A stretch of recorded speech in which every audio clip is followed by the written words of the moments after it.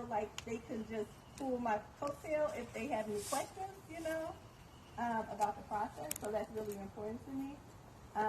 But this all started around Black History Month. Me and Diana was talking about doing a homeowner event, and we were like, oh, yeah, and history, duh, you have a historical home. We should, make sure that how can we connect the history to home buyership, right? Home ownership. And so, yeah. I bought the Freedom House. The Freedom House was a safe house during the Civil Rights Movement. The house was originally built in 1924. It was purchased by Johnny B. Castle and Virgie Castle in 1956. And at the time, if you think about the 50s, a lot of Black people didn't own homes at that time. So it really positioned, it offered a unique opportunity to the Civil Rights Movement because of their daughter's involvement in the movement at the time. They were able to offer their house as a safe house. So folks who stayed at the house were James Baldwin.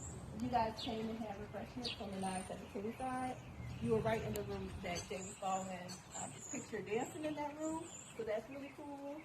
And when and folks like Stokely Carmichael, Terry Delahunt, Nancy Davis, Lena Horne, and the list goes on and on. With over 350 civil rights leaders actually stayed here at the Freedom House during the movement. And even past the civil rights movement, the house acted as a safe house for Black Panthers. There's a back house in back of this double unit, and they come here during the 60s and with Black Panthers in the 70s. So today and every day, I want to make sure I say the names of Aretha's parents, Johnny B. Castle and Virgie Castle, because they were those unsung heroes who offered their house, who offered their cars, and drove people to the voter registration polls, to make sure we lift them up and acknowledge who they are.